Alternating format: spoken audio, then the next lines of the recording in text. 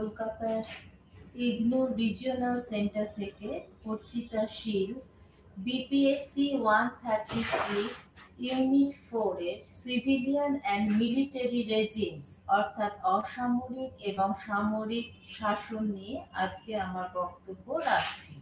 শুভ অপরাহ্ন।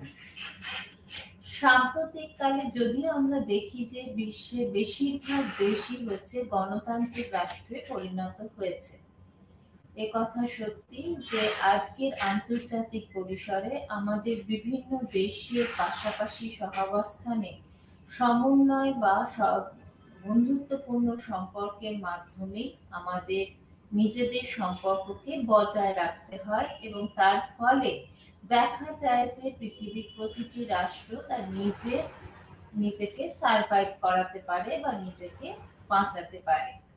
কিন্তু সাম্প্রতিককালে এটিও লক্ষিত হয়েছে পৃথিবীর বিভিন্ন রাষ্ট্রের সমাজ ব্যবস্থায় দেখা যাচ্ছে বর্তমান যুগে শক্তিশালী প্রতিষ্ঠান হিসেবে সামরিক ব্যবস্থাও আজকের দিনে একটা গুরুত্বপূর্ণ ভূমিকা পালন করছে। যে টপিকটা নিয়ে আলোচনা আমরা করছি সেটা হচ্ছে civilian and military regime. Civilian কথাটির মানে কি? সিভিলিয়ান কথাটির মানে হচ্ছে অসামরিক এবং মিলিটারি কথাটির মানে হচ্ছে সামরিক শাসন।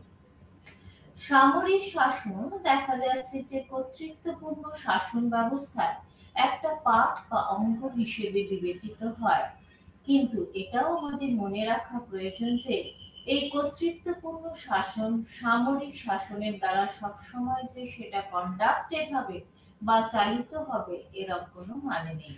অর্থাৎ কর্তৃত্বপূর্ণ শাসন সামরিক শাসনের দ্বারা চালিত হয় না। সাধারণত কোনো একটা রাষ্ট্রে যখন সামরিক শাসন জারি করা হয়, কখন করা হয়ে থাকে সেটা আগে আমাদের জানতে হয়। সেটা যখন জানার প্রয়োজন তখন আমরা দেখি যে যখন কোনো রাষ্ট্রের মধ্যে কোনো অন্তর্নিহিত সংকট খুব গুরুত্বপূর্ণ হয়ে ওঠে, তখনই কিন্তু একটা মিলিটারি বা সামরিক শাসন জারি করা হয়। আমরা জানি যে একটা দেশের সরকারের তিনটে ভাগ থাকে, অর্থাৎ আইন বিভাগ, শাসন বিভাগ এবং বিচার বিভাগ। আইন বিভাগ আইন তৈরি করে, শাসন বিভাগ সেই আইনগুলোকে ইমপ্লিমেন্ট করে বা প্রয়োগ করে, আর বিচার বিভাগ সাধারণত এই আইনের সত্যতা যাচাই করে। রাষ্ট্রের শাসন বিভাগ যখন সামরিক শক্তির চাহিদাগুলো পূরণ করে এবং তাদের যেগুলো লুফলস গুলো সেগুলো রেকটিফাই করার চেষ্টা করে। অন্যদিকে কিন্তু যদি শাসন বিভাগের আসপেক্টে দেখি, অর্থাৎ অসামরিক শাসন বিভাগ এবং সামরিক বিভাগ তারা কিন্তু তাদের নিজ নিজ দায়িত্ব ঠিকমতো পালন করে থাকে এবং সাধারণত স্বাভাবিক অবস্থায় বা নর্মাল সিচুয়েশনে সাধারণত কখনো কোনো বিভাগ, অর্থাৎ শাসন বিভাগই বলুন বা সামরিক বিভাগই বলুন, তারা কখনো কারোর কাছে ইন্টারফেয়ার করে না বা ইন্টারভেন করে না, অর্থাৎ একে অপরের কাছে বাধা দেয় না। তারা সাধারণত মসৃণ ভাবে নিজেদের কাজকে এগিয়ে নিয়ে যেতে থাকে। এই ছবি সাধারণত পৃথিবীর বিভিন্ন দেশে লক্ষ্য করা যায়। তবে উত্তর ঔপনিবেশিক কালে আমরা দেখেছি এশিয়া, আফ্রিকা বা ল্যাটিন আমেরিকার কিছু দেশগুলো আছে যেখানে সামরিক হস্তক্ষেপের প্রবণতা বা সামরিক হস্তক্ষেপ অনেক বেশি ছিল। তাই এই সমস্ত দেশগুলোতে দেখা যায় যে সামরিক অভ্যুত্থানও অনেক বেশি ঘটেছিল। এবার একটু 1980-র দশকে যাই। 1980-র দশকের সময় থেকে উন্নত দেশগুলোতে এবং 90-র দশকের পূর্ব ইউরোপের দেশগুলোতেও এখানে একটা ট্রানজিশন বা রূপান্তর লক্ষিত হয়। সেই সময় এই দেশগুলোতে অভ্যুত্থান করার চেষ্টা পরিলক্ষিত হয় এবং কিছু কিছু ডেভেলপিং কান্ট্রি বা উন্নয়নশীল দেশে সামরিক রাজত্ব খুব ভালোভাবে দৃশ্যমান হয়। এশিয়ার কান্ট্রি হিসেবে আমরা যদি বলি বাংলাদেশ, মায়ানমার, যাকে আগে পূর্বে নাম ছিল ব্রহ্মদেশ, এবং পাকিস্তান, এই সমস্ত দেশে যেটা প্রথম দিকে পরিলক্ষিত শাসন ব্যবস্থা লক্ষ্য করা গেছিল সেটা হচ্ছে একনায়কতান্ত্রিক শাসন ব্যবস্থা। সামরিক এবং আইনগত কর্তৃত্বের মধ্যে সম্পর্ক রাজনৈতিক ব্যবস্থা সেই সময় একটা বেস বা ভিত্তি হিসেবে পরিগণিত হতো। এরপরে আমরা যে বিষয়টা নিয়ে একটু আলোচনায় চলে আসি সেটা হচ্ছে what is the relation between the civil military concept, what is the civil military relation, অর্থাৎ অসামরিক সামরিক সম্পর্ক কেমন হয়। সেখানে যদি জানতে হয় তাহলে আমাদের কয়েকটি বিষয়কে জানা প্রয়োজন আছে। মিলিটারি বা সামরিক বিষয় সংজ্ঞাটি সাধারণত রাষ্ট্র এবং ইউনিফাইড বা ইউনিফর্মড বলতে পারেন আর্মড সার্ভিসের সঙ্গে ব্যাপারটি যুক্ত থাকে। ইউনিফাইড বলবো না, ইউনিফর্মড বলবো, আর্মড সার্ভিসের সঙ্গে যুক্ত থাকে, যার সাহায্যে আমরা দেখি যে তিনটে বিষয়কে কি করা হয়, পূরণ করা হয়।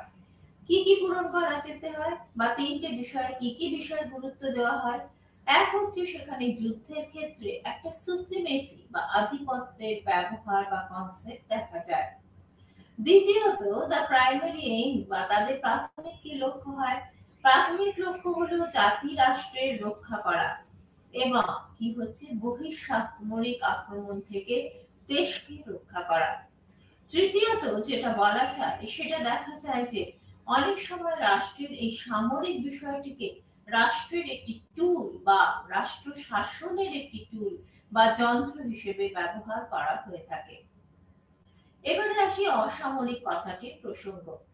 অসামরিক কথাটি এটি একটি বলতে পারেন যে সোশ্যাল এন্টিটি বা সামাজিক সোশ্যাল অ্যাক্টর বরং বেশি বলা যায়, অর্থাৎ সামাজিক কারক হিসেবে এটাকে বিবেচনা করা যায়। কেউ কেউ একে অর্গানাইজেশন বা সংগঠনকে বোঝাতেও এই কথাটি ব্যবহার করে। রাষ্ট্র বা সরকারের তিনটি শাখা থাকে, যেটা বললাম আইন, শাসন আর বিচার বিভাগ। এগুলো কিন্তু নন স্টেট অ্যাক্টরস বা অরাষ্ট্রীয় কারক। এছাড়াও দেখা যায় যে রাজনৈতিক কারক হিসেবে আমরা কি পেয়ে থাকি, পলিটিক্যাল পার্টি রাজনৈতিক দল, প্রেশার গ্রুপ বা স্বার্থান্বেষী গোষ্ঠী, বিভিন্ন ধরনের বিভিন্ন সময় গড়ে ওঠা সোশ্যাল মুভমেন্ট বা সামাজিক আন্দোলন। এছাড়াও দেখা যায় যে বিভিন্ন স্বায়ত্তশাসক সংস্থা, যেমন অ্যাজ ফর এক্সাম্পল পৌরসভা বা পৌরসভা রিলেটেড বিভিন্ন সংগঠন। অসামরিক এবং সামরিক সম্পর্ক সমাজের কিন্তু প্রতিটি স্তরে তাদের মধ্যে রিলেশন বা সম্পর্ক লক্ষিত হয়ে থাকে। এবারে একটু আমরা ইতিহাসের পাতা উল্টাই। দেখা যায় যে 18th সেঞ্চুরি বা অষ্টাদশ শতকের শেষের দিকে ফরাসি বিদ্রোহের পরে জাতিরাষ্ট্রের ধারণায় একটা নতুন কনসেপ্ট ভীষণ গুরুত্ব পেতে শুরু করে, দ্যাট ইজ দ্য লয়ালটি বা নৈতিকতা। এবং সেখানে দেখা যায় যে সংগঠনে দেখা যায় যে একটা অফিসার ক্রপসের ধারণাকে সেখানে কোঅর্ডিনেট বা সমন্বয় করা হয়। তাদের নিজস্ব লাইফস্টাইল বা জীবন পদ্ধতি, প্রশিক্ষণ, ট্রেনিং, সামাজিক মর্যাদা বা স্ট্যাটাস বা সামরিক শক্তি বা সরকারের ভেতরে সম্পর্কের উপর বিবেচনা করে দেখা যায় যে সেই সময় জাতিরাষ্ট্রের ধারণা এগিয়ে চলে।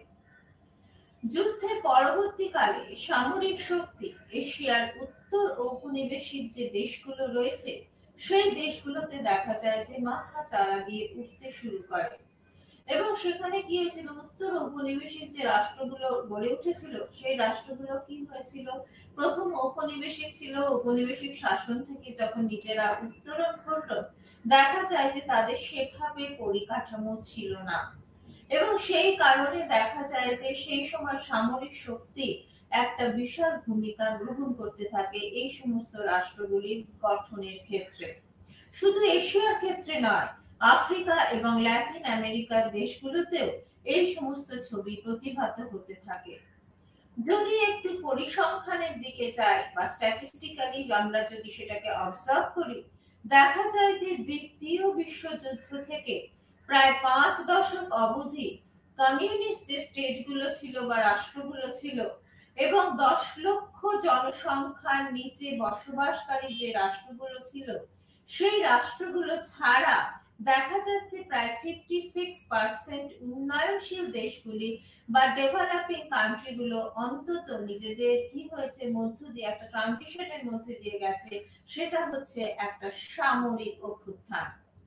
সামরিক শাসন কিছু কিছু উন্নত রাষ্ট্রের ক্ষেত্রে পরিলক্ষিত হয়।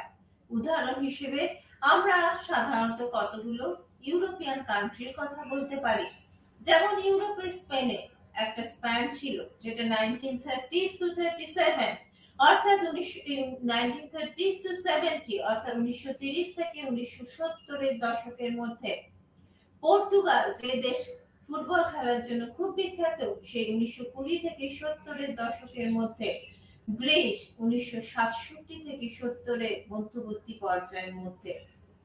কিন্তু উন্নয়নশীল দেশগুলিতে সামরিক শাসন যেভাবে পরিলক্ষিত হয়েছিল, এই সমস্ত দেশগুলির ক্ষেত্রে কিন্তু সেইভাবে পরিলক্ষিত হয়নি।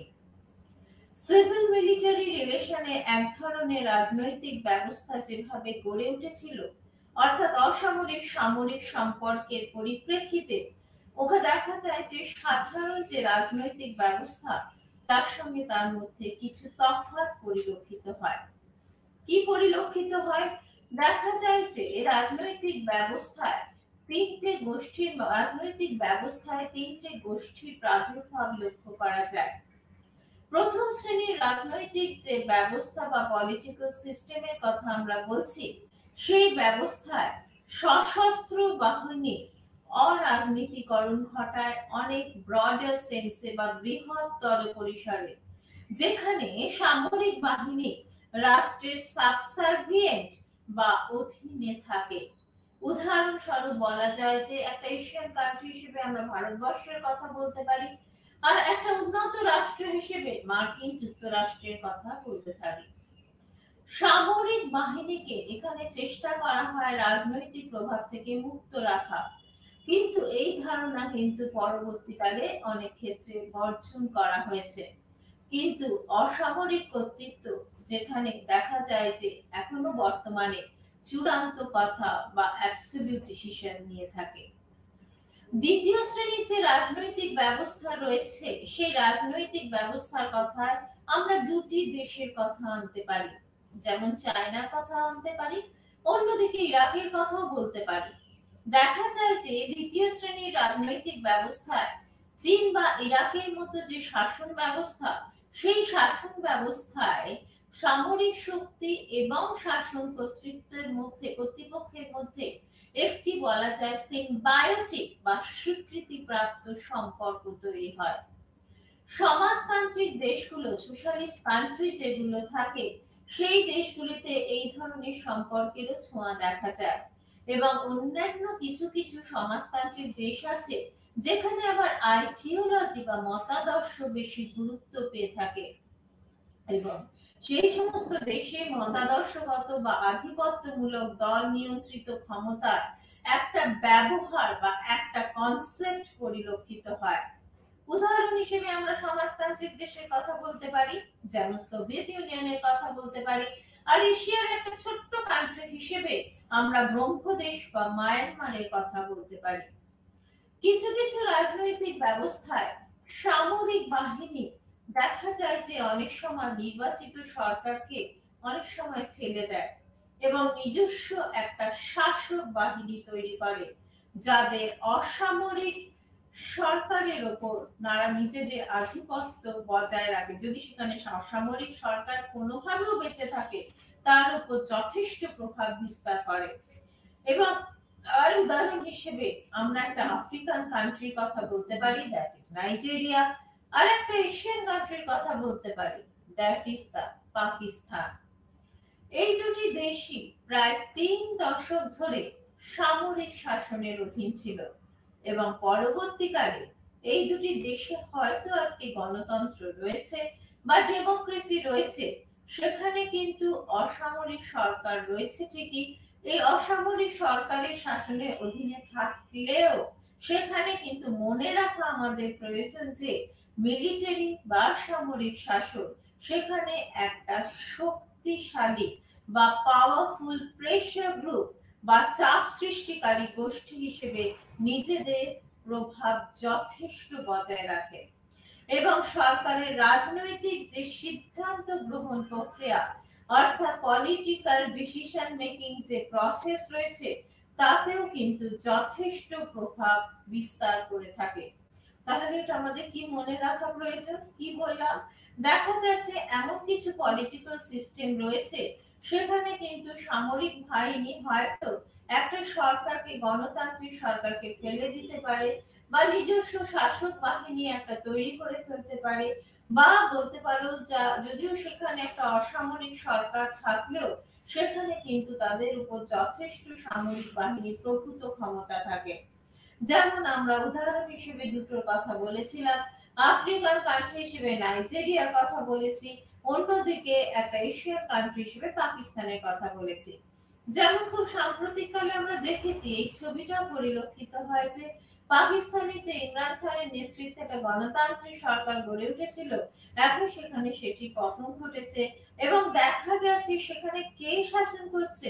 দেখা যাচ্ছে যে পারভেজ মুশারফের ভাই সেখানে কিন্তু সেই দেশের শাসনভার গ্রহণ করেছে এবং সেখানে দেখা যায় যে সেখানে কিন্তু মিলিটারি বা সামরিক, কেন সামরিক প্রায় অভ্যুত্থান না হলেও তার দ্বারাই কিন্তু ইমরানের নেতৃত্বে পাকিস্তান সরকারের পতন ঘটেছে। সুতরাং সেখানে দেখা যায় যে সামরিক শাসন বা সামরিক ব্যবস্থা সেখানে যথেষ্ট গুরুত্বপূর্ণ ভূমিকা পালন করে থাকে এবং সেই সামরিক শাসন একটি শক্তিশালী চাপ সৃষ্টিকারী গোষ্ঠী হিসেবে নিজের ক্ষমতা বজায় রাখার চেষ্টা করে এবং সরকারি যে ইম্পর্টেন্ট বা গুরুত্বপূর্ণ রাজনৈতিক সিদ্ধান্ত গ্রহণ প্রক্রিয়ায় যথেষ্ট প্রভাব বিস্তার করে বা বিস্তার করতে সক্ষম হয়। এই প্রসঙ্গে বলতে গিয়ে এরপরে আমরা বর্তমানে দুটো এশিয়ান কান্ট্রির কথায় চলে আসতে পারি। যেমন একটা হচ্ছে ইন্ডিয়া বা ভারতবর্ষ, আর একটা হচ্ছে চায়না বা চীন। আচ্ছা, ভারতবর্ষ এবং চীন দুটো দেশ কিন্তু একটা দিক দিয়ে খুব মিল পাওয়া যায়। কি বলা যায় বলুন তো? সেটা হচ্ছে দুটি দেশই কিন্তু হাইলি পপুলেটেড কান্ট্রি, অর্থাৎ ভীষণ জনসংখ্যা ভিত্তিক দেশ বা জনাধিক্য দেশ। অর্থাৎ সেখানে কিন্তু একটা পপুলেশন এক্সপ্লোশন হয়ে গেছে, অর্থাৎ জনবিস্ফোরণ ঘটে গেছে। সেই দিক দিয়ে ভারতবর্ষ এবং চীনের কথা আমরা উল্লেখ করতে পারি। তবে বলতে পারেন যে যদি উন্নতির নিরিখে একটু বিচার করার চেষ্টা করি, তাহলে হয়তো ভারতবর্ষ একটি উন্নয়নশীল রাষ্ট্র বা ডেভেলপিং কান্ট্রি হিসেবে বিবেচনা পাবে, যেখানে চীন অনেকটাই উন্নত রাষ্ট্র বা ডেভেলপ কান্ট্রি হিসেবে বিবেচনা পেয়ে থাকবে। আন্তর্জাতিক বা ইন্টারন্যাশনাল সিনারিওর দিক দিয়ে যদি বিচার করার চেষ্টা করি, তাহলে ভারতবর্ষ আজকে একটা আপকামিং বা বলতে পারো যে একটা নতুন শক্তি হিসেবে ভীষণভাবে আন্তর্জাতিক পরিবেশে নিজেকে প্রতিভাত করার চেষ্টা করছে, কিন্তু চীন সেখানে নিজেকে আগে থেকেই অনেকটা প্রতিভাত করেছে এবং দেখা যায় আন্তর্জাতিক সংগঠনে সম্মিলিত জাতিপুঞ্জে সেখানে কিন্তু অর্থাৎ জেনারেল অ্যাসেম্বলিতে ভারতবর্ষ সবসময় চাইছে একজন পার্মানেন্ট মেম্বার হতে, অর্থাৎ সিকিউরিটি কাউন্সিলে, নিরাপত্তা পরিষদে। কিন্তু সেখানে এই সিকিউরিটি কাউন্সিলে বা নিরাপত্তা পরিষদে একটা পার্মানেন্ট মেম্বার হিসেবে ভারতবর্ষকে প্রতিভাত করতে অনেক দেশ চাইলেও প্রথমত ভেটো ক্ষমতা অধিকারী চীন এবং মার্কিন যুক্তরাষ্ট্র সেখানে সব থেকে বড় বাধা হয়ে দাঁড়াচ্ছে এবং আজকে বর্তমান দিনে চীনের জন্যই ভারতবর্ষ আজও কিন্তু সিকিউরিটি কাউন্সিলে বলা যায় যে পার্মানেন্ট মেম্বারশিপ পায়নি। অর্থাৎ সে কিন্তু কি হচ্ছে, টেম্পোরারি মেম্বারশিপ নিয়ে চলে, পার্মানেন্ট মেম্বার এখনো হতে পারেনি। তাই এই প্রথমে আমরা যখন এই দুটো দেশের মধ্যে তুলনা করব, প্রথমে কিন্তু আমরা ভারতবর্ষের কথাই টেনে নিয়ে আসব। ভারতবর্ষের ইতিহাসের মধ্য দিয়ে যদি লক্ষ্য করি বা ইতিহাসকে যদি দেখি, দেখা যায় যে এখানে সামরিক ব্যবস্থা কিন্তু অতটা পার্শিয়াল নয় বা পলিটিক্যালি পার্শিয়াল নয়। অর্থাৎ সেখানে কিন্তু রাষ্ট্রীয় বা বলতে পারো পলিটিক্স নিরপেক্ষ, অর্থাৎ পলিটিক্স নিউট্রাল এই কনসেপ্টটায় রাজনৈতিক চরিত্র সাধারণত বিকাশ লাভ করে বা ডেভেলপ করে। অর্থাৎ এখানে সামরিক ব্যবস্থার একটি নিরপেক্ষ রাজনৈতিক চরিত্র পরিলক্ষিত হয়। স্বাধীনতার পর in the first phase of এরা প্রথম দিকে সামরিক বাহিনী সাধারণত বিদেশি এবং সিকিউরিটি পলিসি বা নিরাপত্তামূলক নীতির ক্ষেত্রে খুব একটা বেশি ইন্টারফেয়ার করতো না বা নিজের মাথাটা গলাতো না। কিন্তু পরবর্তীকালে দেখা যাচ্ছে যে ছবিটা একটু পাল্টে যায়। কেন পাল্টে গেল? 1962 সালে চীন ভারত সংঘাত লক্ষিত হয় এবং সেই সংঘাতে, যেটাকে আমরা ইন্দো চায়না ওয়ারফেয়ার বলে থাকি, এবং সেই চীন ভারত সংঘাতের ক্ষেত্রে বাহ্যিক নিরাপত্তার ক্ষেত্রে অনেকগুলি বিষয় সেনসিটিভ বিষয় বা সাবজেক্ট হয়ে ওঠে, অনেকগুলি স্পর্শকাতর বিষয় হয়ে উঠে আসে এবং প্রতিরক্ষামূলক বিষয় অনেক বেশি ইম্পর্টেন্স বা গুরুত্বটা পেতে থাকে। যদিও ভারতের ক্ষেত্রে সামরিক ব্যবস্থা রাষ্ট্রের কার্যকলাপের ক্ষেত্রে দেখা যায় যে আস্তে আস্তে গুরুত্বপূর্ণ হয়ে ওঠে। ভারতবর্ষ একটা বলতে পারো যে গণতান্ত্রিক দেশ হলেও ভারতবর্ষ এমন একটি দেশ, সে কিন্তু তার নিজের সিকিউরিটি বা নিজের প্রতিরক্ষাকে খুব ভালোভাবে কি করে উন্নত ভাবে দেখতে চায় এবং সেই কারণে ভারতবর্ষের আর্থিক বাজেটে প্রতিরক্ষার খাতে সব থেকে বেশি ব্যয় করা হয়ে থাকে। অসামরিক নেতৃত্ব আর সামরিক নেতৃত্ব দুটো কথাই যে বলছি, সেই অসামরিক নেতৃত্ব এবং সামরিক নেতৃত্বের মধ্যে সম্পর্ক কখনোই স্মুথলি রান করে না বা মসৃণ ভাবে চলে না। কিছু কিছু ঘটনাবলী রয়েছে বা অকেশন রয়েছে যেখানে দেখা যাচ্ছে যে মিলিটারি বা সামরিক ব্যবস্থা রাজনৈতিক প্রভুত্ব গ্রহণ করে বা সেখানে দেখা যায় যে সেটা অনেক বেশি পলিটিসাইজড হয়ে যায়। উদাহরণ হিসেবে আমরা কিন্তু ভারতবর্ষের প্রেক্ষাপটে একটা বলতে পারি একটা ঘটনার কথা উল্লেখ করতে পারি। ভারতীয় সেনাবাহিনীর এককালীন সেনাধ্যক্ষ ছিলেন থিমাইয়া বলে একজন ব্যক্তি। তিনি সেই সময় প্রথম দিকে ভারতবর্ষ স্বাধীনতা অর্জন করেছে। তারপরে তৎকালীন ভারতবর্ষের প্রধানমন্ত্রী ছিলেন পণ্ডিত জওহরলাল নেহেরু। তিনি প্রধানমন্ত্রী জওহরলাল নেহেরুর কাছে হঠাৎ একটা পদত্যাগ পত্র পেশ করেন। কেন তিনি পদত্যাগ পত্র পেশ করেছিলেন? তার আগেই দেখা গেছিল, ঠিক তার কিছুক্ষণ আগে, সম্ভবত 1 ঘন্টা আগে, যেখানে তার কাউন্টার পার্টকে পাকিস্তানের কেউ প্রধান দিল্লিতে এসে পৌঁছেছিলেন। পরে তবে জেনারেল তার পদত্যাগ পত্র ফিরিয়ে নিয়েছিলেন। কয়েক বছর বাদে আর্মি বা সৈন্যবাহিনীর একটা অংশ শান্তিপূর্ণ অবস্থান থেকে কিছুটা সরে যেতে চাইল, কিন্তু সেই কাজটি করতে কোনো অসামরিক সরকারের কাছ থেকে সে পারমিশন পেল না। কে পারমিশন পাচ্ছে না? আর্মি পাচ্ছে না।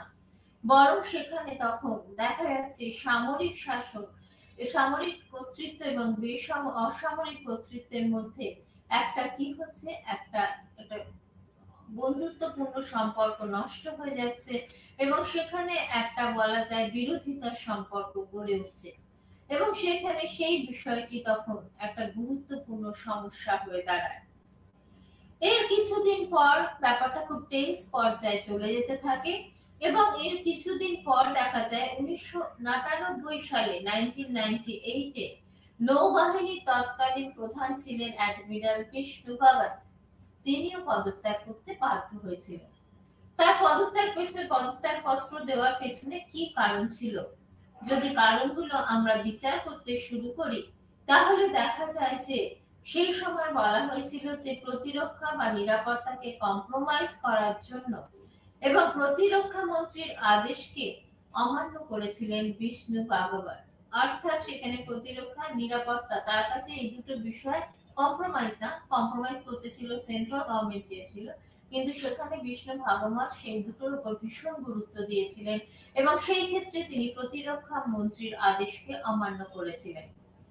অ্যাডমিরাল তখন কি বলেছিল? সরকারের এই সিদ্ধান্তকে চ্যালেঞ্জই জানিয়ে বসলেন।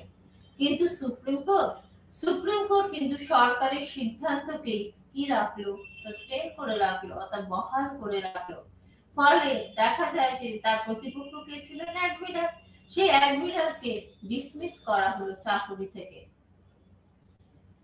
এবং এটি একটি বলা যায় যে একটা ডিবেটেবল অর্থাৎ বিতর্কমূলক অধ্যায় তৈরি করে।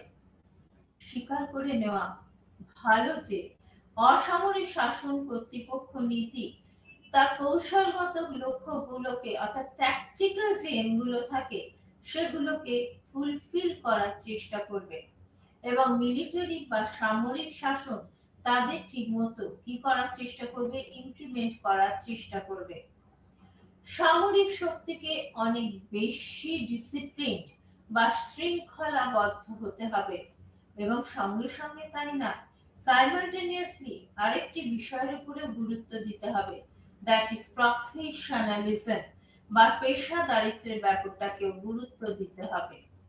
অর্থাৎ এই ঘটনাটি বলার একটাই কারণ, সেখানে হচ্ছে এই অ্যাডমিরাল বিষ্ণু ভগবত কিন্তু সরকার যে কাজগুলো ঠিক ন্যায়ের পথে করেনি, সেই ন্যায়ের পথে সে বেন্যায় বেনিয়মের পথে যেতে চায়নি বলেই বিষ্ণু ভগবত কি করেছিলেন, তিনি তার পদত্যাগ পত্র পেশ করেছিলেন। সুতরাং সেদিকে দেখা যায় যে কিন্তু সুপ্রিম কোর্ট সেই বিষয়গুলো বিষ্ণু ভাগবতের এই পদত্যাগ পত্রকে সেভাবে আমলে দিল না, বরং সুপ্রিম কোর্ট সরকারের সিদ্ধান্তটাকে বজায় রাখলো এবং কি করলো, অ্যাডমিরালকে তার চাকরি থেকে ডিসমিস করে দিল। সুতরাং দেখা যায় যে অসামরিক শাসন কর্তৃপক্ষ নীতি এবং কৌশলগত লক্ষ্যগুলোকে সবসময় নিজের মতো ফুলফিল করতে চায়, আর সামরিক শাসনের কাজ হচ্ছে সেগুলো যাতে ঠিকমতো প্রয়োগযুক্ত করা যায়। কিন্তু সেটা করতে গেলে সামরিক শাসনকে বা সামরিক শক্তিকে দুটো দিক দিয়ে খুব উন্নত হতে হবে। এক নম্বর হচ্ছে তাকে ভীষণভাবে ডিসিপ্লিন হতে হবে বা শৃঙ্খলাবদ্ধ হতে হবে, আর দ্বিতীয়ত প্রফেশনালিজমকে আনতে হবে বা পেশাদারিত্ব, এই বিষয়টিকে যথেষ্ট গুরুত্ব দিয়ে ভাবতে হবে। ফলে দেখা যায় যে জয়েন্ট চিফ অফ স্টাফ পদটি তৈরি হয়, কারণ এই পদটি অত্যন্ত শক্তিশালী হওয়া প্রয়োজন। দেশের সামরিক নেতৃত্বকে সেই এগিয়ে নিয়ে যাবে বা এই পদ দিয়ে এগিয়ে নিয়ে যাবে এবং স্ট্র্যাটেজিক পলিসিস বা কৌশলগত পলিসি রচনার ক্ষেত্রে ক্যাবিনেটকে তিনি যথেষ্ট সাহায্য করবে। প্রসঙ্গত মনে রাখা প্রয়োজন যে ক্যাবিনেটের যিনি প্রতিরক্ষা মন্ত্রী হন, তিনি যে এই বিষয়ে একেবারে ভীষণভাবে বিদ্বান হবেন এটা মনে রাখার কোনো প্রয়োজন নেই। সুতরাং তাকে সাহায্য করবে জয়েন্ট চিফ অফ স্টাফ, যিনি কিন্তু প্রফেশনালিজমে যথেষ্ট তুঙ্গে অবস্থান করে বলে মনে করা হয়। 2019 সালের ডিসেম্বর মাসে জেনারেল বিপিন রাওয়াত, যিনি কিছুদিন আগে একটা প্লেন ক্রাশে সপরিবারে বলবো না, হাজবেন্ড ওয়াইফে মারা গেলেন, সে Bipin Rawat chief of defence staff হিসেবে নিয়োজিত হয়েছিলেন। তার যথেষ্ট কাজ ছিল দেশের মিলিটারি ব্যবস্থা বা সামরিক ব্যবস্থাকে ঠিকমতো পরিচালিত করে নিয়ে যাওয়া।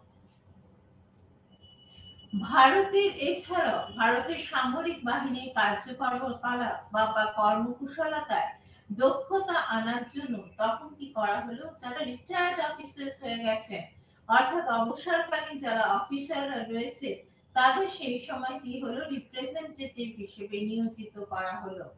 এছাড়াও ভারতীয় সেনাবাহিনী ইউনিয়ন গভর্নমেন্ট বা কেন্দ্রীয় সরকারের কাছ থেকে নির্দেশ এক্সপ্রেস বা বলা যায় যে সরকারের কাছে বলতে পারো যে নির্দেশ যেগুলো রয়েছে সেগুলো দিতে যায়, যার ফলে উগ্রপন্থীদের বিরুদ্ধে লড়াই করা তাদের পক্ষে সুবিধে হয়। অর্থাৎ সেক্ষেত্রে ভারতীয় সেনাবাহিনী যথেষ্ট ওপেন মাইন্ডে বা খোলা রেখে তারা তাদের কাজকর্মকে এগিয়ে নিয়ে যাবে। শুধু তাই নয়, কেন্দ্রীয় সরকারকেও যথেষ্ট এ ব্যাপারে সতর্ক রাখবে বা কসাস রাখবে এবং যার ফলে উগ্রপন্থার বিরুদ্ধে লড়াই করা তাদের পক্ষে বাস্তবে যথেষ্ট সম্ভবপর হবে। এবারে আসি চায়না বা চীনের কথা। তাহলে এর আগে যেটা বললাম সেটা হচ্ছে ভারতবর্ষের ক্ষেত্রে এই সামরিক শাসন আর গণতান্ত্রিক শাসন কি রকম ছিল। এবারে যেটা আসি সেটা হচ্ছে চীনের কথা বা চায়নার কথা। চীনের ক্ষেত্রে আমরা দেখতে পাই চীন হচ্ছে একটা হাইলি পপুলেটেড কান্ট্রি, অর্থাৎ জনবিস্ফোরক মূলক দেশ হিসেবে চীনকে আমরা গুরুত্বতা পেয়ে থাকি। এখন দেখা যায় চীনের ক্ষেত্রে চীনকে আমরা কি বলি, একটা সোশ্যালিস্ট কান্ট্রি বা সমাজতান্ত্রিক রাষ্ট্র হিসেবে বিবেচনা করা জিজ্ঞেস করি কেন, সেখানে আইডিওলজিটা আছে মার্কসিয়ান আইডিওলজি বা মার্কসীয় মতাদর্শ নিয়ে চীন চলে। দেশটি মার্ক্সীয় মতবাদের দ্বারা অনেকখানি কন্ট্রোলড হয় বা নিয়ন্ত্রিত হয় এবং একমাত্র পার্টি হিসেবে চীনের কমিউনিস্ট পার্টিকে মনে করা হয় যে সে রাষ্ট্রকে নিয়ন্ত্রণ করবে। এই মিলিটারি বা সামরিক বাহিনী শাসন কাঠামো বা যেটা দেশের শাসন পরিসর রয়েছে, অর্থাৎ দেশের যে এক্সিকিউটিভ স্ট্রাকচার রয়েছে তারই একটা পার্ট অ্যান্ড পার্সেল বা অংশ হিসেবে বিবেচিত হয়ে থাকে। এখানে সামরিক বাহিনী এবং দল একে অপরের সঙ্গে ভালোভাবে রিলেশন বা বজায় রাখার চেষ্টা করে। উদাহরণ হিসেবে আমরা একটা চীনের কথা বলতে পারি। চীনের বিখ্যাত নেতা ছিলেন, তোমরা নিশ্চয়ই শুনেছো মাও জেতুং এর কথা বা মাও জেডং এর কথা। সেই মাও জেতুং দল এবং মিলিটারি বা সামরিক বাহিনীর মধ্যে পার্থক্য করেছিলেন ঠিকই, কিন্তু সঙ্গে সঙ্গে বলেছিলেন যে the party always control the military. কথাটার মানে কি? কথাটার মানে হচ্ছে যে অর্থাৎ দল চীনে এতই শক্তিশালী বা পাওয়ারফুল, যার ফলে দেখা যাচ্ছে যে চীনের শাসন ব্যবস্থা এই সামরিক শাসনের দ্বারা পুরোপুরি চালিত হয়ে থাকে। এবং সেখানে দেখা গেছে যে বলেছিলেন যে the party always control the military, অর্থাৎ দল সবসময় কি করে থাকে, মিলিটারিকে কি করে থাকে, নিয়ন্ত্রণ করে থাকে। এছাড়াও এই প্রসঙ্গে বলতে গিয়ে তিনি আরেকটা কথা বলেছিলেন, political power grows out of barrel of the gun, অর্থাৎ বন্দুকে রাজনৈতিক ক্ষমতা বন্দুকের নল থেকে বেরোয়, এই কথাটা বলেছেন। কথাটা কত বড় কথা বা কত দামি কথা আমরা সেটা বুঝতে পারি। আজও আমরা বলি কি, বলা হয় যে পিপলস রিপাবলিক অফ চায়না, গণসাধারণতন্ত্রী চীন। কিন্তু চীন সে কি পুরো সমাজতন্ত্রে পরিণত হতে পেরেছে? হতে পারেনি। আজও চীনে যদি দেখো সেখানে সমাজতন্ত্রে তারা পরিণত হওয়ার চেষ্টা করছে, কিন্তু চীনে দেখা যাচ্ছে যে এই মিলিটারি পেশাদারিত্ব বা প্রফেশনালিজম ভীষণভাবে লক্ষিত হয়ে থাকে।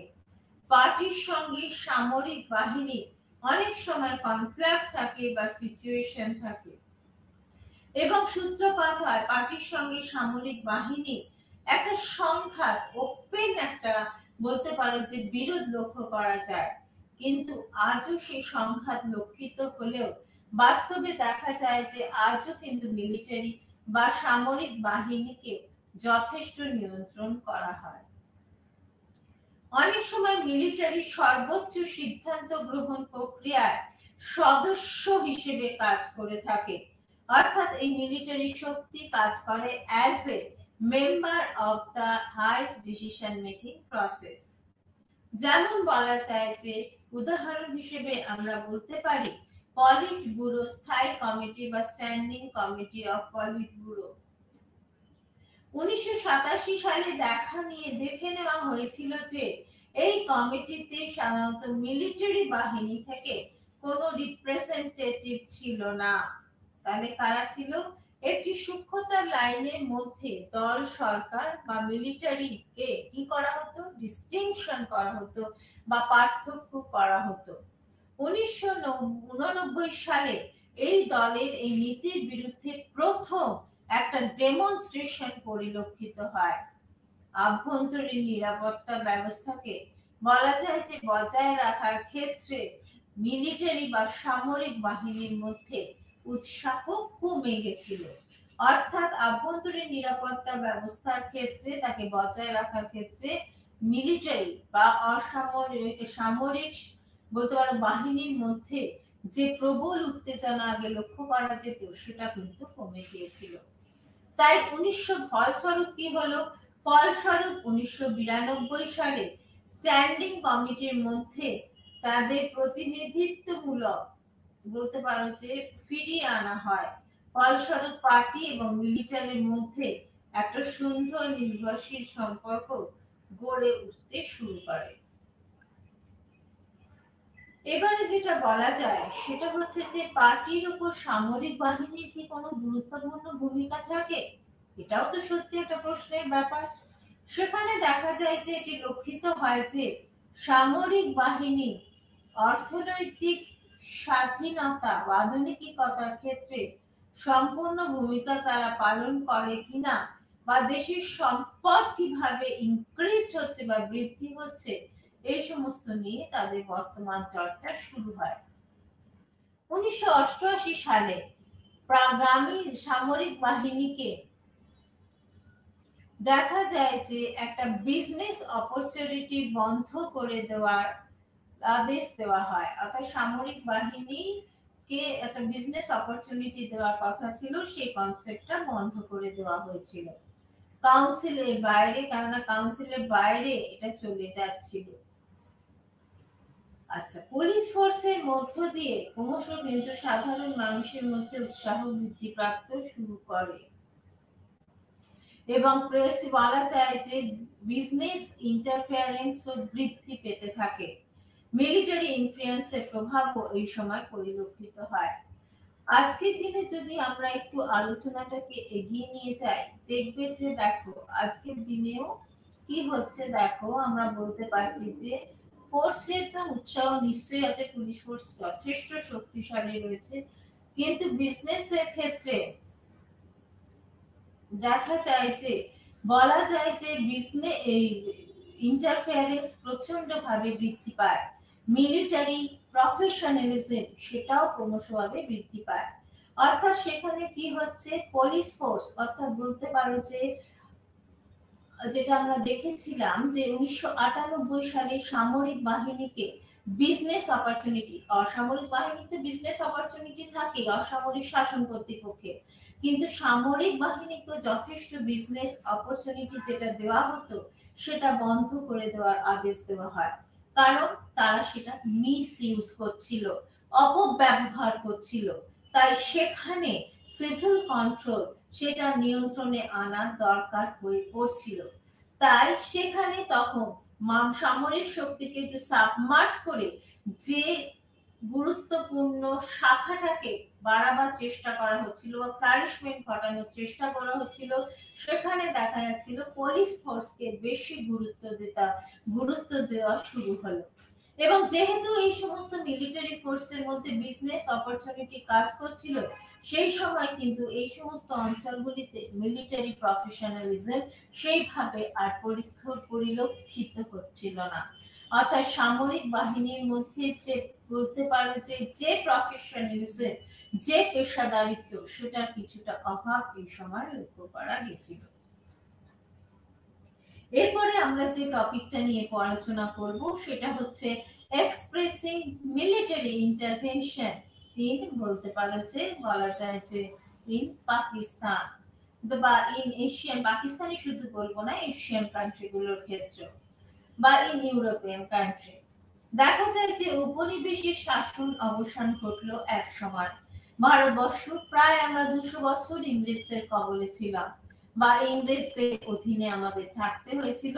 পরবর্তীকালে কিন্তু আমরা স্বাধীনতা অর্জন করে যাই এবং তার ফলে ঔপনিবেশিক যে শাসন ছিল সেই শাসনের অবসানের ফলে এশিয়া এবং আফ্রিকার অনেক দেশে দেখা যায় যে অনেক দেশ একটা ইউনিভার্সাল কান্ট্রি বা সার্বজনীন দেশ হিসেবে পরিচিতি লাভ করে এবং সেখান থেকে দেখা যায় যে সামরিক বাহিনী বা মিলিটারি দেশের রাজনীতিতে বা দেশের পলিটিক্সে কম ইম্পর্টেন্স বা গুরুত্বতা পেতে শুরু করে। প্রথম দিকে তাই হয়েছিল, কিন্তু পরবর্তীকালে যখন ইন রিয়ালিটিতে আমরা দেখতে শুরু করলাম বা বাস্তবে দেখতে শুরু করলাম, দেখা যায় যে খুব কম সময়ের মধ্যে এই মিলিটারি বাহিনী বা মিলিটারি বাহিনী দেখা যাচ্ছে এই সমস্ত দেশে একটা রাজনৈতিক, শুধু রাজনৈতিক বলবো না, একটা পাওয়ারফুল পলিটিক্যাল পাওয়ার হিসেবে, রাজনৈতিক শক্তি হিসেবে বলতে পারা যায় যে গুরুত্বতা পেতে শুরু করে। এই প্রসঙ্গে বলতে গিয়ে আমরা একজন বিখ্যাত রাষ্ট্রবিজ্ঞানী স্যামুয়েল বলতে পারো যে স্যামুয়েলের কথা বলতে পারি। কিরকম কথা বলতে পারি, এখানে দেখা যাচ্ছে যে তিনি এই যে সিভিল মিলিটারি রিলেশনকে ব্যাখ্যা করার চেষ্টা করেছিলেন, সেই সময় ব্যাখ্যা করতে গিয়ে তারা আরেকটি বিষয়ের উপর গুরুত্ব দিয়েছিলেন, that is the political culture. একটা দেশের রাজনৈতিক সংস্কৃতিকে। এবং সেখানে দেখা যায় যে তারা বলেছিলেন যে একটা দেশের রাজনৈতিক সংস্কৃতি সাধারণত 4 ভাবে ডেভেলপ করতে পারে সব প্রসেসে। কিরকম হয়ে থাকে? একটা হচ্ছে ম্যাচিওর বা পরিপূর্ণ, দ্বিতীয়ত হচ্ছে ডেভেলপড কালচার, উন্নত সংস্কৃতি আমাদের কাছে আছে তা উদাহরণ, তৃতীয় হচ্ছে লো বা নিম্ন সংস্কৃতি, এবং চতুর্থত যেটা বলা যায় সেটা হচ্ছে মিনিমাল অর্থাৎ ন্যূনতম। এই কথাটা ব্যবহার করা হয় বা ন্যূনতম রাজনৈতিক সংস্কৃতি হিসেবে আখ্যায়িত করা হয়। এই রাজনৈতিক শক্তির সঙ্গে দেখা যায় যে মিলিটারি বা সামরিক বলতে পারো যে একটা রিলেশন ক্রমশ কি হয়ে ওঠে, গড়ে উঠতে শুরু করে। নিচু স্তরে রাজনৈতিক সংস্কৃতি কোথায় থাকে? নিচু স্তরে রাজনৈতিক সংস্কৃতি দেখা যায় যে রাজনৈতিক প্রতিষ্ঠান এবং প্রক্রিয়ার সঙ্গে যুক্ত থাকে, এবং সেক্ষেত্রে দেখা যায় যে এগুলো জনগণ প্রচন্ড ব্যবহার করে, এবং দেখা যায় যে সেখানে এই নিচু স্তরে ওরা রাজনৈতিক সংস্কৃতি রাজনৈতিক প্রতিষ্ঠান এবং প্রক্রিয়ার সঙ্গে যুক্ত হয়ে ক্ষমতার ব্যবহার বা ইউটিলাইজ করার চেষ্টা করে। যখনই এরা কোনো রাষ্ট্রীয় প্রতিষ্ঠান বা প্রক্রিয়ার সঙ্গে যুক্ত হয়ে কাজ করতে শুরু করে, তখনই কিন্তু সে অনেক উইক হয়ে যায় বা উইকের সেকশনে পরিচিতি হয় বা দুর্বল প্রকৃতির হয়ে যায়। কেননা সেখানে আরো কিছু জিনিসের দরকার হয়, দ্যাট ইজ বৈধতা বা লিগালিটি এবং পপুলার সভারেনিটি, জনগণের সার্বভৌমত্ব। এই বিষয়টি কিন্তু সব থেকে গুরুত্বতা পেতে শুরু করে। সুতরাং দেখা যায় যে বলা যায় যে উন্নয়নশীল দেশগুলোতে তাই extreme form of military intervention বা সামরিক হস্তক্ষেপ কখনো কখনো বিশেষভাবে লক্ষিত হয়। এই মিলিটারি ইন্টারভেনশন রাজনৈতিক নেতৃত্বের ক্ষেত্রেও যথেষ্ট গুরুত্বপূর্ণ ভূমিকা পালন করে থাকে। তাহলে কি বললাম? ডেভেলপিং কান্ট্রি বা উন্নয়নশীল যে দেশগুলো রয়েছে সেই দেশগুলোতে দেখা যাচ্ছে একটা এক্সট্রিম ফর্ম মানে একটা চূড়ান্ত রূপে মিলিটারি ইন্টারভেনশন অর্থাৎ সামরিক হস্তক্ষেপ লক্ষ্য করা যেতে পারে। এই মিলিটারি ইন্টারভেনশন রাজনৈতিক নেতৃত্বের ক্ষেত্রেও আস্তে আস্তে তার ছবি পরিলক্ষিত হতে শুরু করে। এবং সেখানে আমরা বলতে গিয়ে আরেকটা জিনিস দেখতে পাই, কিছু কিছু রাষ্ট্রবিজ্ঞানী যে দেখিয়ে থাকেন যে এই সামরিক প্রভাব তাহলে রাষ্ট্র গঠনে কি ভূমিকা পালন করবে। ভালো দিকটা তো তার কমই রয়েছে, খারাপ দিকটা তো তার বেশি রয়েছে। সেটার কথা যদি আমরা বলি তাহলে সেক্ষেত্রে দেখা যায় যে সেখানেও আমরা দুটো দেশের কথা বলতে পারি। একটা হচ্ছে ফ্রান্স আর একটা হচ্ছে আলজেরিয়া। দুটো দেশ রয়েছে ইউরোপিয়ান কান্ট্রি ভেতরে, এবং সেখান থেকে দেখা যায় যে ফ্রান্স থেকে আলজেরিয়া পৃথক হয়ে যাওয়ার জন্য বা অনেক সময় দেখা যায় যে এই আলজেরিয়া বা পরে পরে পৃথক হয়ে যায়, কিন্তু তারা যে সংগ্রাম করেছিল সেই সংগ্রামে গণতান্ত্রিকতা বা অন্য কোনো বিষয়গুলি যত না ইম্পর্টেন্স বা গুরুত্ব পেয়েছে, সেখানে কিন্তু সামরিক বাহিনী বা মিলিটারি ফোর্স যথেষ্ট গুরুত্বতা লাভ করেছে। আচ্ছা, এবং সেখানে শুধু তাই নয়, দেখা যায় যে সামরিক বাহিনী এই সমস্ত দেশে, ফ্রান্সের ক্ষেত্রে বলো, আলজেরিয়ার ক্ষেত্রে বলো, এই সমস্ত দেশগুলির ক্ষেত্রে যথেষ্ট কি হয়ে থাকে, শক্তিশালী হয়ে থাকে বা পাওয়ারফুল হয়ে থাকে।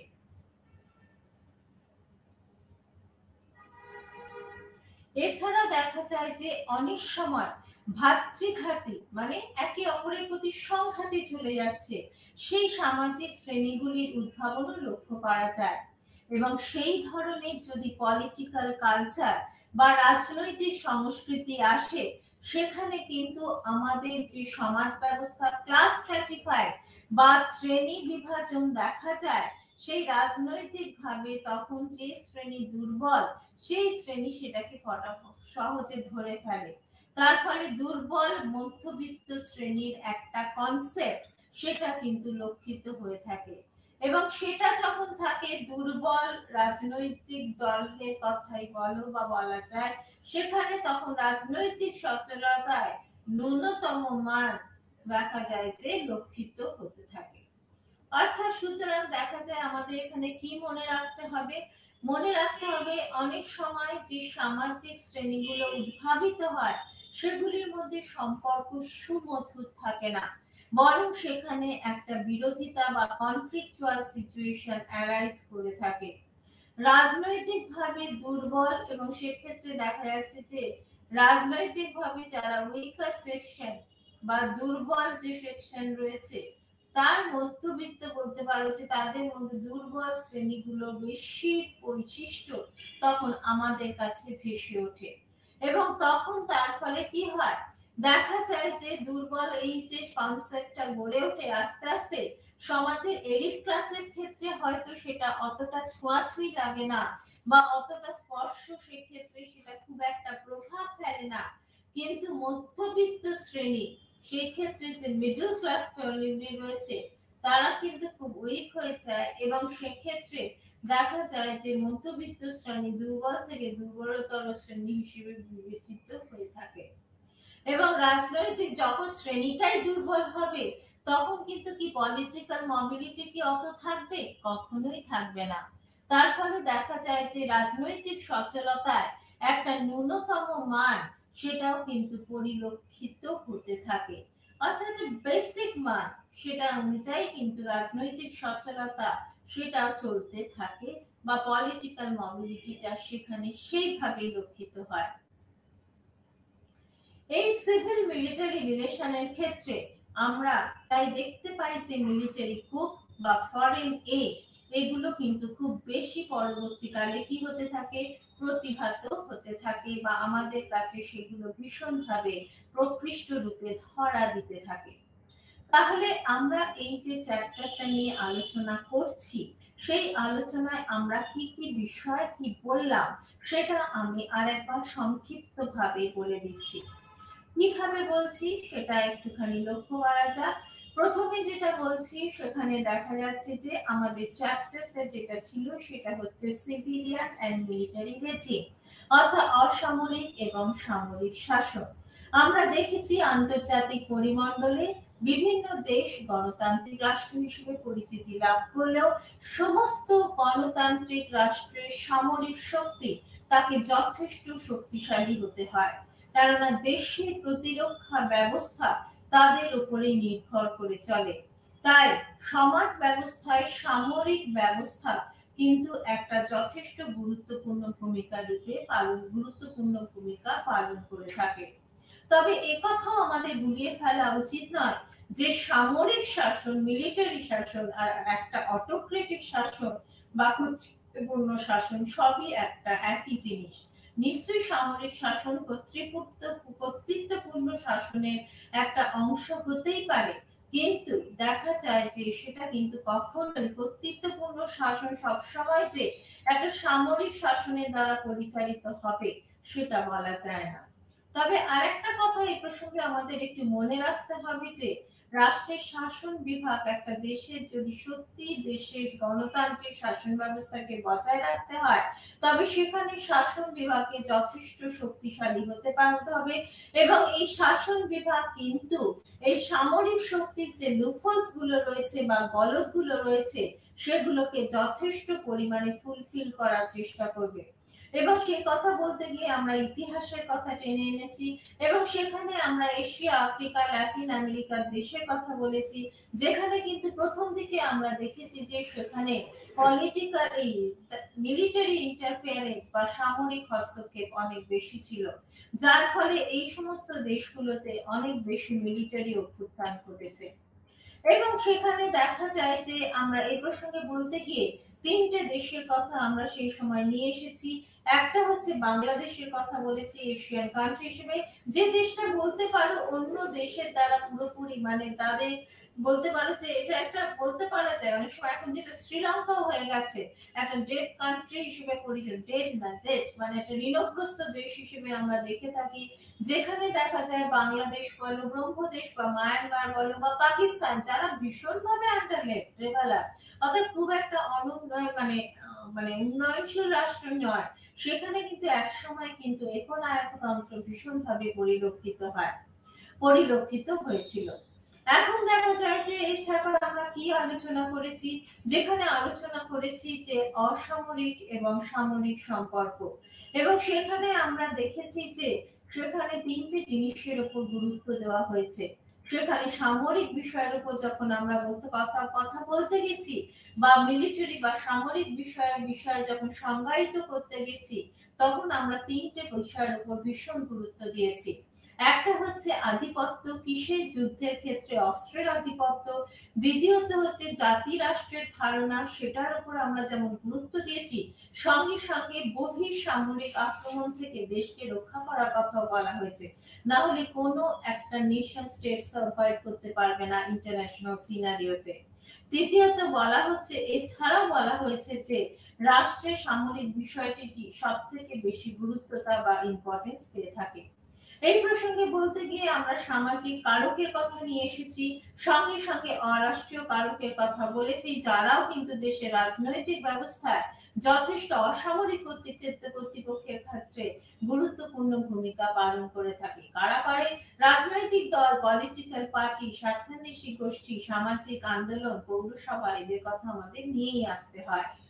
কিন্তু এরপরে আবার ফিরে গেছি কিছুটা ইতিহাসের জায়গায়। যেমন ধরো ফরাসি যে বিপ্লব, সেই বিপ্লবের পর জাতি রাষ্ট্রের ধারণায় কিন্তু নৈতিকতা বা রয়্যালটি মানটা অনেক বেশি গুরুত্বতা বা ইম্পর্টেন্স পেতে শুরু করে।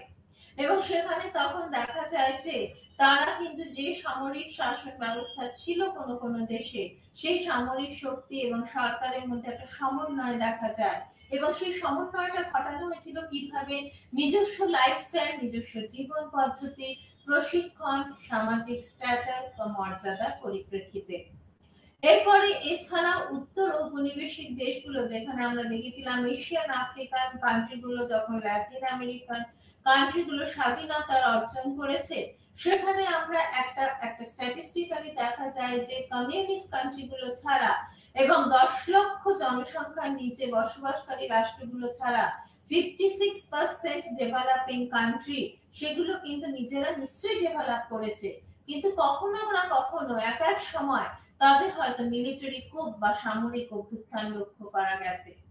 এছাড়াও এই প্রসঙ্গে টানতে গিয়ে আমরা তখন উন্নত রাষ্ট্রকেও দেখিয়েছি যেখানে সামরিক শাসন রয়েছে, যেমন হচ্ছে ইউরোপে স্পেনের ক্ষেত্রে বলেছি, পর্তুগালের কথা বলেছি, গ্রিসের কথা বলেছি, আবার উন্নয়নশীল দেশগুলির কথা বলেছি, কিন্তু তার যে ধরনের সামরিক সিস্টেম, সেটা উন্নত দেশের সামরিক সিস্টেমের থেকে কোয়াইট ডিফারেন্ট। তাই সিভিল মিলিটারি রিলেশনে এক ধরনের রাজনৈতিক ব্যবস্থা যেরকম দেখা যায়, উন্নত দেশগুলির ক্ষেত্রে, উন্নয়নশীল দেশগুলোর ক্ষেত্রে তা দেখা যায় না। এছাড়া এই প্রসঙ্গে বলতে গিয়ে আমরা তিনটে গোষ্ঠীর কথা বলেছি, যেমন সেখানে আমরা উত্তর দিতে গিয়ে, উদাহরণ দিতে গিয়ে কোথাও ভারত মার্কিন যুক্তরাষ্ট্রের প্রসঙ্গ তুলেছি, কোথাও আবার দেখেছি যে সেখানে কি হচ্ছে, দ্বিতীয় শ্রেণীর রাজনৈতিক ব্যবস্থার কথা বলতে গিয়ে আমরা সোভিয়েত ইউনিয়ন, যেগুলো মতাদর্শ ভিত্তিক দেশ, আইডিওলজিক্যাল কান্ট্রি, সেই সোভিয়েত ইউনিয়ন বা ব্রহ্মদেশের কথা বলেছি। অন্যদিকে আবার কিছু কিছু রাজনৈতিক ব্যবস্থা আছে যেখানে দেখা যাচ্ছে সিভিল মিলিটারি রিলেশনের ক্ষেত্রে অসামরিক সরকারের উপরে সামরিক বাহিনীর প্রভুত্ব অনেক বেশি লক্ষিত হয়। যেমন দেখো নাইজেরিয়ার কথা বলেছি বা পাকিস্তানের কথা বলেছি। এছাড়া দেখা যায় যে অনেক সময় দেখা গেছে যে অসামরিক শাসনের অধীনে থাকলেও যেখানে মিলিটারি বা সামরিক শাসন একটা শক্তিশালী বা পাওয়ারফুল চাপ সৃষ্টিকারী গোষ্ঠী হিসেবে বিবেচিত হয়ে থাকে। এই প্রসঙ্গে আরো দুটি দেশের তুলনা করা যায়, যেমন ভারতবর্ষ আর চীনের কথা আমরা এই প্রসঙ্গে টেনে এনেছি, এবং সেখানে আমরা কিছু মিল দেখিয়েছি। ভারতবর্ষ, চীন হলো হাইলি পপুলেটেড কান্ট্রি, কিন্তু দেখা গেছে যে এরা পরবর্তীকালে, মানে ভারতবর্ষ তো কথা বলা যায় প্রায় 200 বছর আমরা ইংরেজদের অধীনে ছিলাম, 200 বছরের পর আমরা স্বাধীনতা অর্জন করেছি। সুতরাং দেখা যাচ্ছে যখন স্বাধীনতা অর্জন করলাম, প্রথম দিকে সামরিক বাহিনী, সেখানে যে মিলিটারি ফোর্স ছিল, তারা কিন্তু বিদেশি বাহিনী বা নিরাপত্তামূলক নীতির ক্ষেত্রে খুব একটা বেশি মাথা চাড়া দিয়ে ওঠেনি বা মাথা গড়ায়নি। কিন্তু তারা করেছিল সামরিক শক্তি বা সামরিক বাহিনী কখন শক্তিশালী হয়ে গেছিল? 1962 সালে চীন ভারত সংঘাতের সময়। এবং সেখানে দেখা যায় যে সেই সময় প্রতিরক্ষামূলক বিষয় ভারতবর্ষের ক্ষেত্রে অনেকটা গুরুত্বতা বা ইম্পর্টেন্স পেতে শুরু করে। যদিও দেখা যাচ্ছে যে আরেকটা কথা বলা যায়, ভারতের ক্ষেত্রে এই সামরিক ব্যবস্থা পরবর্তীকালে রাষ্ট্রের কার্যকলাপের ক্ষেত্রে গুরুত্বতা পেয়ে থাকে। তাই দেখো না, যেটা এর আগেও বললাম, যে প্রত্যেক বছর যখন বাজেট আমাদের তৈরি হয়, সেই বাজেটে সব থেকে বেশি টাকা ইনভেস্ট করা হয় দেশের প্রতিরক্ষা ব্যবস্থার জন্য বা দেশের ডিফেন্স পলিসির জন্য। এছাড়াও আমরা এই প্রসঙ্গে বলতে গিয়ে দুটো কথা বা দুটো ঘটনার কথা বলেছি, এবং সেখানে আমরা দেখেছি অনেক আর্মি জেনারেল ছিলেন বা ডিফেন্স বলা যায় যে অ্যাডমিরাল জেনারেল ছিলেন, যারা কিন্তু কি হচ্ছে অনেক সময় সরকারের কোনো কাজকে সমর্থন করেননি, এবং সমর্থন করেননি বলেই তারা পদত্যাগ পত্র দিতে বাধ্য হয়েছিলেন। এর পরবর্তীকালে দেখা যায় যে অনেক সময় অসামরিক শাসক কর্তৃপক্ষ কি হচ্ছে, তাদের যে লক্ষ্যগুলো আছে সেই লক্ষ্যগুলো পূরণ করার জন্য বিভিন্ন ধরনের ট্যাকটিক্স বা কৌশল অবলম্বন করে থাকে। সঙ্গে সঙ্গে আর একটা ব্যাপারের উপর গুরুত্ব দেওয়া হয় বা সামরিক শাসনের ক্ষেত্রে, সেখানে সামরিক শক্তি অনেক বেশি কি হবে, শৃঙ্খলাবদ্ধ থাকবে, অর্থাৎ ডিসিপ্লিন মেকানিজমের উপর গুরুত্ব দেওয়া হয়। এবং আরেকটি যেটা বিষয়ের উপর গুরুত্ব দেওয়া হয়, দ্যাট ইজ প্রফেশনালিজম বা পেশাদারিত্বের উপর গুরুত্ব দেওয়া হয়। এবং সেই ক্ষেত্রে তাই দেখা যায় যে জেনারেল বলা যায় পরবর্তীকালে বিপিন রাওয়াতকে সেই জন্য চিফ অফ ডিফেন্স করা হয়েছিল। কিন্তু সামরিক বাহিনীর অবসরকালীন যে অফিসাররা থাকে, তারা কিন্তু জনপ্রতিনিধি হিসেবে, রিপ্রেজেন্টেটিভ হিসেবে নিয়োজিত হতে পারে, এবং তারা সেইভাবে নিয়োজিত হয় দেশ যখন উগ্রপন্থার বিরুদ্ধে লড়াই করে, তাতে তারা যথেষ্ট সমর্থন জানিয়ে থাকে, যার ফলে দেখা যায় উগ্রপন্থার বিরুদ্ধে লড়াই করাটাও অনেক সোজা হয়। এছাড়া এরপরে আমরা বলতে গিয়ে চীন বা চায়নার কথা বলেছি, এবং সেখানে দেখা গেছে যে সেখানে পার্টি বা দলের নেতৃত্বে এই সামরিক শক্তি যথেষ্ট পরিমাণে কাজ করে থাকে, এবং সেটা মাও জেতুংয়ের সময় থেকে শুরু করে আজও অবধি সেটা কিন্তু বজায় রয়েছে। এছাড়াও দেখা যায় যে আমরা সেই সময় বলতে গিয়ে বলা যায় যে একটা কথা, সেখানে যে সাইদা সাহেব যেটা বলেছিলেন যে পলিটিক্যাল কালচার বা রাজনৈতিক সংস্কৃতির কথা এনেছিলেন, এবং সেখানে তিনি 4 ভাগে তাকে ভাগ করে দেখিয়েছিলেন। একটা হচ্ছে ভীষণভাবে ম্যাচিউর পলিটিক্যাল কালচার হয়, যেগুলো ডেভেলপ কান্ট্রিতে দেখা যায়, আর একটা ডেভেলপড হয়, উন্নত হয়, আর একটা হয় লো মানে নিম্ন স্তরের হয়ে থাকে, আর একটা মিলিটারি মানে যেটা খুব ন্যূনতম হয়ে থাকে। সুতরাং সেই বিষয়গুলো নিয়ে আমরা আলোচনা করেছিলাম। তাই আজকের এই আলোচনায় আমরা যেটা নিয়ে এলাম সেটা হচ্ছে মিলিটারি এবং সিভিল রেজিম, অর্থাৎ মিলিটারি মানে সামরিক রাজত্ব এবং শাসন, এবং হচ্ছে অসামরিক শাসন। এই আলোচনা নিয়ে বিপিএসসি 130 চ্যাপ্টার 4 এর পর্যায় এখানেই শেষ হলো। নমস্কার, ধন্যবাদ।